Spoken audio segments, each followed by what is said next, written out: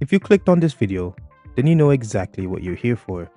In the last chapter, chapter 343, Loki scored a goal for France, finally beating the fraud allegations and putting his team in a 3-2 lead. Now Japan must find a way to combat them once again in chapter 344. This chapter is titled Rebel. We begin from where we left off, with Loki jumping in the air, celebrating his goal against Japan. The French audience in the stands are celebrating with him as the announcer screams "Goal," announcing that France has taken the lead with a golazo, and proceeds to glaze Loki, stating that we are witnessing a supernatural phenomenon, the divine sprinter Julian Loki. And I'm not gonna lie, that's a very good title for him. Loki hits the Mbappe pose, presenting a menacing look. But you think, with the way that he's posing, that he was the one that scored all 3 goals for France so far. I need him to score another goal or 2 in this match to prove he's worthy of the new Gen 11 title. We cut back to the Japanese squad as Aiku is left scratching his head after his failed defense against France's ace. He asks how Blue Lock is supposed to stop Loki. Meanwhile, Gagomaru is left huffing and puffing. I know he's winded after conceding 3 goals and is anticipating having to concede like 2 more. He says that Loki is a damn cheat code.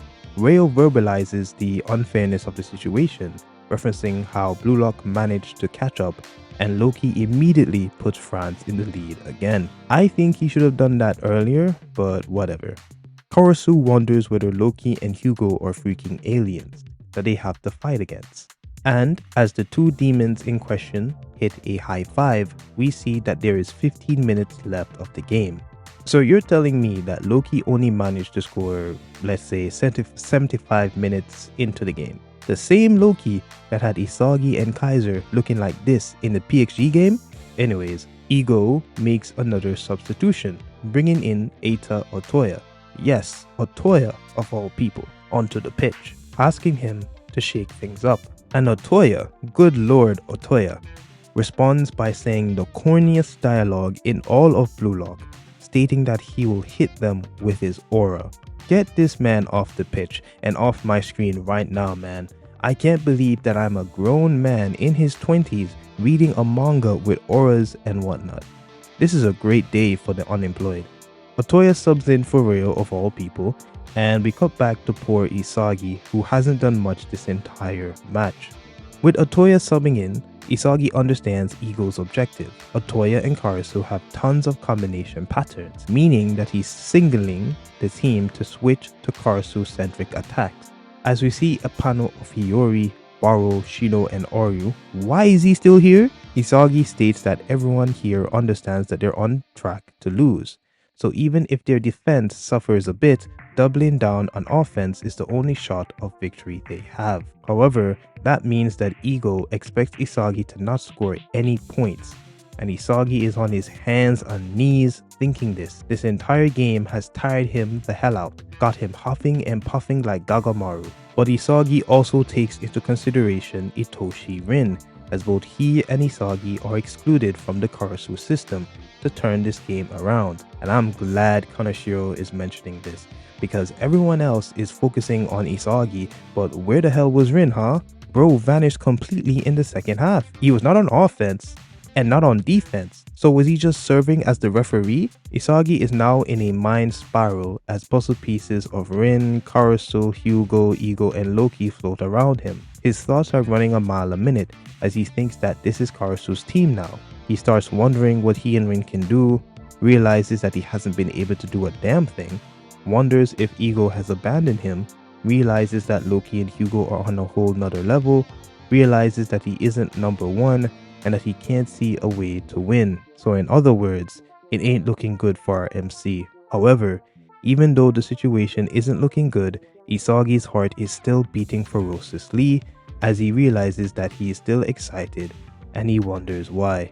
He understands that he felt this way ever since the start of the second half, especially when he realized how incredible Hugo is, and his blood is now boiling. His mind is now racing as he states that he has felt this feeling of excitement before. It's the feeling of finding someone who he wanted to defeat. As he says this, we see images of Kira, Nico, Rin, Nagi, and Kaiser, individuals that has acted as stepping stones for Isagi's growth. Isagi then has a surprised look on his face, coming to a sudden eureka moment. He begins to wonder if this was it, that whenever he's done something that surpassed his abilities, it was when there was a clear number one he wanted to surpass. We again see images of Isagi's previous rivals, but I find it funny how, except for Nagi, they end up using unflattering images for each of them. Nico here is on his hands and knees, crying his eyes out. Kira is biting his lip to the point of bleeding,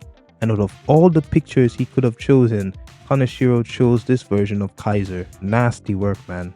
Anyways, Isagi realizes that after the Neo Egoist League, when he ended up as number 1, he's been fighting to keep that title. And with a smile on his face, the first I've ever seen since Hugo destroyed his confidence, he understands that thinking and mentality of trying to keep his number 1 title was unsuitable. His talents and mindset are not suited for being number 1, and the reason his team is in this mess is because he was trying to force himself into being number 1 anyways. In this regard, Hugo's theory is 99% accurate, and just for a fleeting moment, I can hear the Isagi haters with their Isagi is a midfielder agenda cheering in celebration. But don't get too excited, as our MC states that the last 1% of Hugo's theory is misguided. Hugo has misunderstood Isagi's suitability. Isagi is now locked in, as he states how his ego what gets him fired up. Yet, before we finish his thoughts, we cut back to Ego, who tells Blue Lock not to waver and to live for their own goals until the end. Karasu kicks the ball to the left as the game restarts. As we see Rin, Shido, and Baro heading up the field, we see that Hiyori was the one to receive the ball. He then competes with Otoya in saying the most cringiest line in this chapter, as he states that this is making him tingly. And what does that even mean? Are these guys on meds or something? After getting past Camus, who is fighting nothing but after images, Hiyori sends the ball back to Karasu, but that's when Bats rams into him.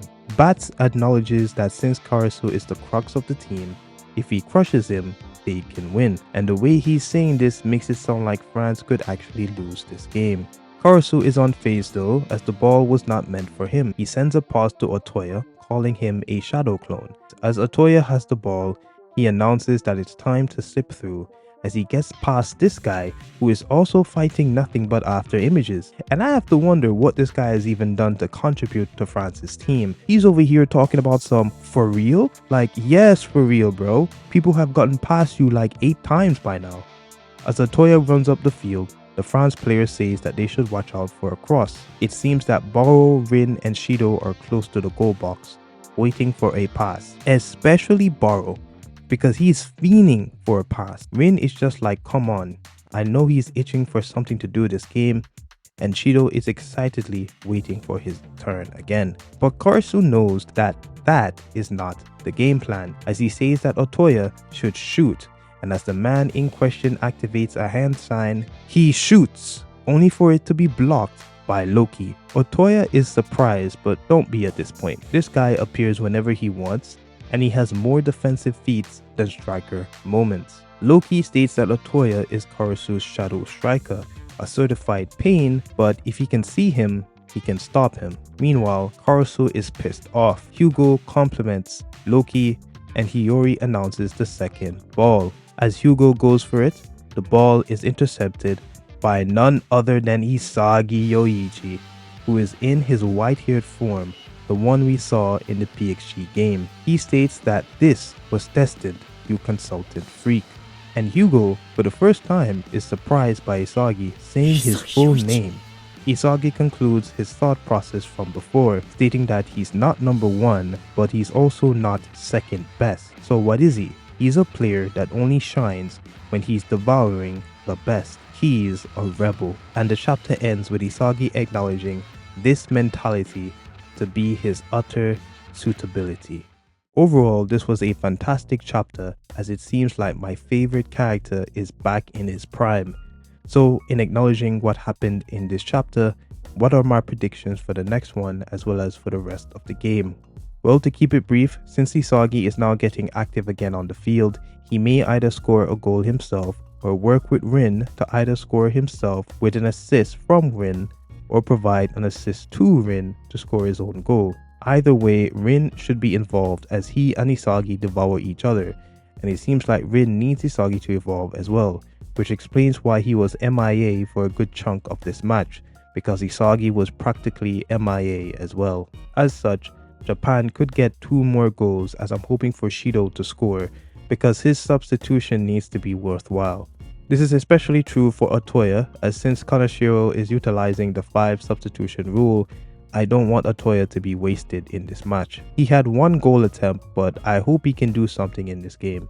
Loki still needs to score more goals, and I figure if Japan was to score 2 more goals, almost beating France, that's when Loki will lock in and showcase why he's the best, maybe scoring a hat-trick. Not sure how many goals can realistically be scored within 15 minutes, but this is Blue Lock, anything can happen. Finally, Hugo is apparently right about ISAGI, at least 99% of it. ISAGI is not built for number 1, but he's also not built for second best. His ego doesn't work that way. ISAGI transcends these labels and is something else entirely, a rebel that changes football to suit his needs. I can't wait to see more of his development. With that said, if you enjoyed the video, check out my other videos on this channel. Like, comment, share, subscribe, and all that good stuff. And I'll see you all in the next video.